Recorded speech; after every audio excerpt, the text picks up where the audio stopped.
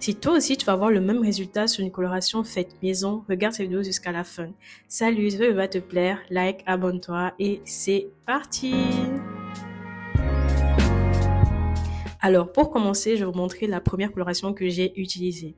C'est le Honey Brown de chez Cream of Nature. Et cette coloration, en fait, comment vous dire que c'est la première fois que je l'utilisais. Je ne vais pas trop entrer dans les détails sur l'utilisation parce qu'elle est super intuitive.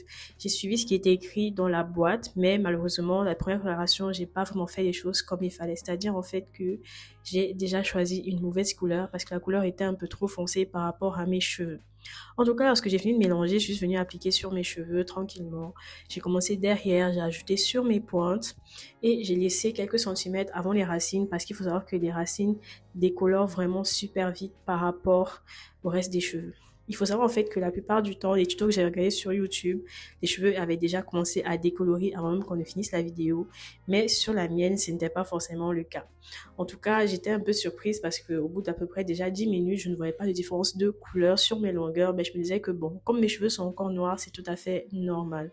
Mais c'était sans savoir en fait que j'ai vraiment fait une grosse erreur. J'étais en train de détruire mes cheveux. C'est-à-dire en fait que je suis venue déjà mettre sur mes racines un peu trop rapidement. Et lorsque j'ai vu que mes racines étaient déjà un peu trop claires, je suis venue appliquer du plastique. L'étape du plastique est vraiment inutile en fait. Donc vraiment ça c'est la première partie de la vidéo où je vous dis voici tout ce qu'il ne faut pas faire. Mais j'ai quand même tenu à garder ça dans le tuto parce que je pense que c'est ça qui m'a permis d'avoir ma couleur finale. Comme dit, c'était déjà venu éclaircir un peu mes cheveux, mais ce n'était pas vraiment ce que je voulais. Regardez, c'était déjà un peu marron, mais il n'y avait aucune harmonie. C'était noir, jaune, marron, bref. Franchement, j'étais un peu déçue du résultat, mais je me suis dit c'est pas grave, demain ça sera mieux. Je suis venue donc ajouter le conditionneur, comme c'était écrit sur la boîte, vraiment suivre les instructions de la boîte. Et après, bon, je me suis juste, entre guillemets, remise au destin. Parce que je vous assure que lorsque je regardais la couleur, je me demande, mais attendez, c'est pas pour ça que j'ai signé en fait. Genre, et il faut savoir que si on n'est pas coloré vos cheveux, il faut vraiment faire attention à la couleur que vous choisissez. Bonjour, nous nous retrouvons le lendemain. Et regardez à quoi ma tête ressemble. Ah, Seigneur. C'est un peu clair, mais c'est pas assez. Donc, j'avais le choix entre prendre une teinture noire, soit une teinture plus claire, et j'ai pris une teinture plus claire. Donc, on va réessayer cette teinture aujourd'hui. Seigneur Dieu, j'ai une folle. Comme dit, je suis rentrée et cette fois-ci, je vais pas vraiment aller en accéléré parce que je vais vous montrer en fait les étapes de cette nouvelle coloration. Cette fois-ci, du coup, j'ai pris le Honey Blonde de chez Cream of Nature une fois de plus parce que bon, la plupart des youtubeuses afro que j'ai regardé des tutos, elles ont utilisé cette gamme-là et c'était une gamme vraiment qui permettait de colorer ses cheveux sans les décolorer.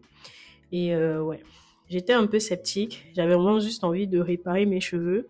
Et je vais quand même rester sur ma lancée de risque, quoi, parce que la première coloration était certes une catastrophe, mais je me disais, bon, Carly, il n'y a pas de mouillé sec. Si déjà tu as fait une coloration, essaie au moins de voir si ça peut te donner. Donne une seconde chance avant de retourner au noir.